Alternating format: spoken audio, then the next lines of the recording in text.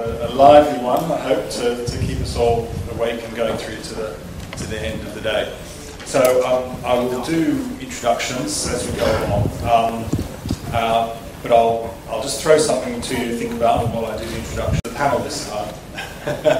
So after the introductions, I want to hear from each of you. If you have one work-related wish, I'm sorry, not retirement in Barbados. One thing, I don't know, the one thing that keeps you awake at night, or the one thing that you would, just if you could wake up tomorrow and wave a magic wand and change about the industry here, what would it be? I think that's the way we'll get into it.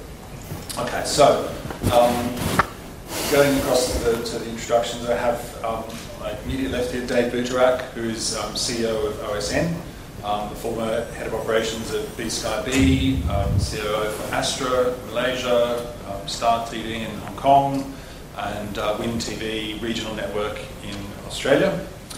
We have Karim Sarkis, executive director. Yes, I have. Executive director for television for Abu Dhabi Media.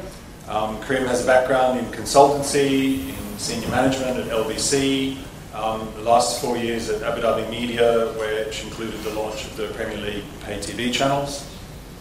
We have Irshad Contractor, who's chairman of ICHD, also chairman of Technisat, makers of satellite receivers, and ICHD. Explain this in further detail later, as I understand, the HD decoder box for the free-to-air NBC channels, correct? That's right. I have Nick Grande, Managing Director of Channel Sculptor. Nick is strategist, consultant, advisor for companies like MTV, Showtime, RTL, 2454, and a host of other companies in this region. A lot of experience. And Magnus Simons, who's Sales Director for Yar Live. Yar Live is a partnership between Yarsat and SES Astra, offering satellite capacity across the Middle East, Europe and Southwest Asia. Okay, so introductions done. Let's start with you, Dave. What is your one fervent wish to change? You're relatively new to the region, so what is it that you've come and thought, what on earth is going on there? Is it one thing or one list of things? Look, there are many things that I would like to change if we could. I think the unique nature of advertising in this market is perhaps the most polite way of putting it, which I'd like to change.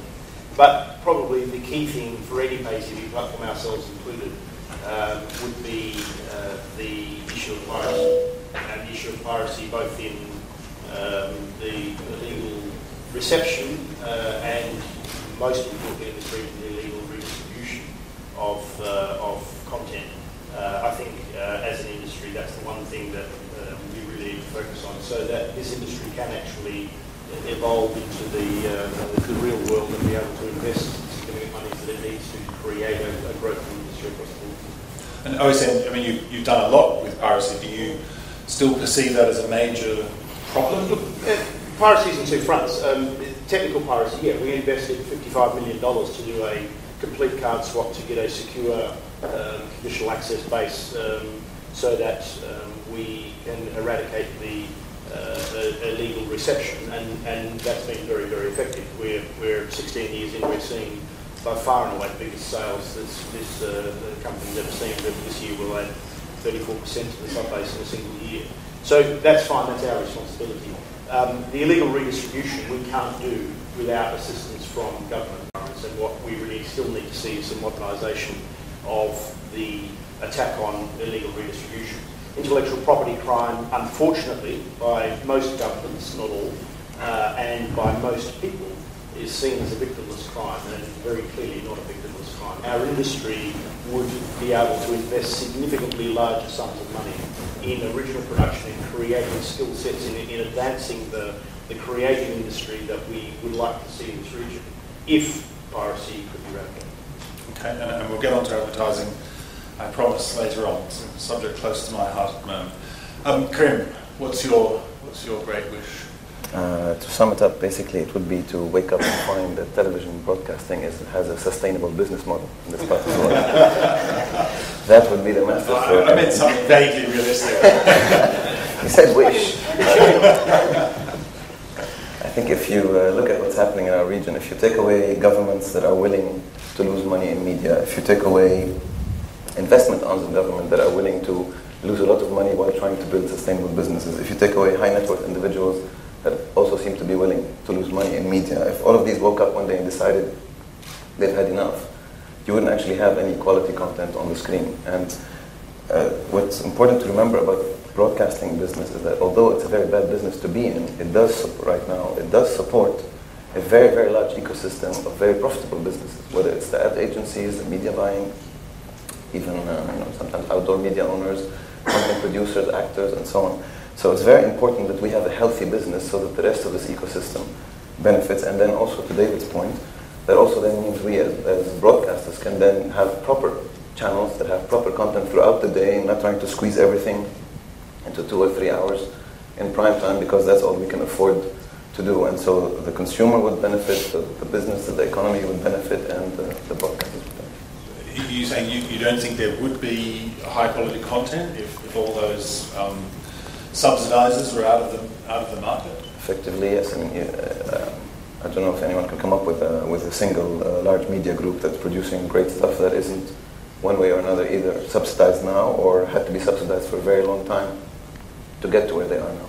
So what would the landscape be like if we were in that situation? We'd have about 50 text SMS channels, I think. Maybe we wouldn't have so many satellites up in the air because there wouldn't be so many channels that are willing to lose money. So that would also not work. But we wouldn't have a lot of people making, not so many ad agencies, not so much business and media buying. There's a whole ecosystem that would just fall apart. Irshad? If I would like to wake up and see that all the channels have moved to MPEG-4, if that happens, that's really good news, because I've seen that shift from analog to digital, and it had taken probably 8 to 9 years for all the analog receivers to be replaced to digital. And we expect that there are about 45 million receivers in the MENA region which have to be replaced every time there is a shift of technology. So when analog moved to digital, 45 million receivers got replaced in approximately 6-7 years. I don't know how many, but it took a long time. This time, I don't know how long it's going to take, but every year at the CAPSAT exhibitions, while we exhibit, we see a lot of channel broadcasters coming to us and telling us, when will you have enough MPEG-4 HD boxes in the market? And we continue to tell them, when are you going to move to MPEG-4 transmission? Because if there are no channels, well, how can we sell boxes into the market? And the channel guys keep telling us that if there are channels and no boxes, how can we start broadcasting MPEG-4? So that's a wish, that if you wake up one day and all the channels are MPEG-4, then we would have the 45 million receivers to have to be replaced, and that's a great opportunity. Okay, yeah, sounds like a good business to be in. Nick? Well, first of all, on Irshad's point, I expect you'd like 10 million or more of those to be Technosat receivers. It's from a purely idealistic point of view, I'd love to see more support for entrepreneurship in the region. There are so many independent wealth-backed institutions operating as broadcasters, and it's sometimes hard to see who might ever be profitable. And I know that companies like Showtime or Orbit Showtime now have on occasions been quite successful and indeed brushed with IPO. Practically speaking, innovation suffers when businesses aren't searching for profit, and so my sort of personal wish would be that we could see more innovation and more openness to entrepreneurs, fewer barriers to entry for entrepreneurs. And I think practically one of the things that would really help that process is if we could cease to see the Middle East region as 22, 23 countries and start to be able to see it as a series of markets where content owners can sell their product to those individual markets, and more importantly, advertisers can target those individual markets without having to worry about the overspill, without having to worry about buying Egypt in order to get Saudi. So, and I think that is a distinct possibility in the next 5 years, that we might see the region cease to be this amorphous blob and start to be perceived as separate countries of 30 million people in some cases like Saudi, and even the UAE, 7 million people, is a very desirable market in its own right without having to buy the rest of the region. The question about entrepreneurship, is this something, in your opinion, we touched this morning on industry bodies and cooperation. Is it because people in this region's market very much operate sort of every man for themselves? That's first of all, do everything themselves. It's not confined to the Middle East. I mean, television is a very sexy industry. People want to go into television for very many reasons, not necessarily for profit. And there are plenty of examples internationally of broadcasters that have no real profit intention, but have an intention to deliver a message or to deliver a particular set of values or whatever it happens to be. But what we see here is that it's difficult to see how one could ever generate a profitable business, and that's the difference. And I think what happens is when, from my own experience, commonly individuals or businesses that come up with new innovative ideas tend to get consumed or subsumed into larger organisations, or worse still, copied out of existence. So it's another form of piracy from the consumer piracy that David was talking about, but it does hamper the growth of the industry here a lot. Is it just people aren't used to working in that sort of model? I mean, you say, take the you came up, which I wasn't familiar with. People are used to working with a lot of different providers and sourcing things. Whereas here, I guess there's much more of a keep it all within your own walls. Is that? Yeah, I mean, the mindset. There is a certain, what I would call a sort of a train set mentality that you can sometimes come across, where you'll see it when a new television station launches. Frequently, the first decision is the technology.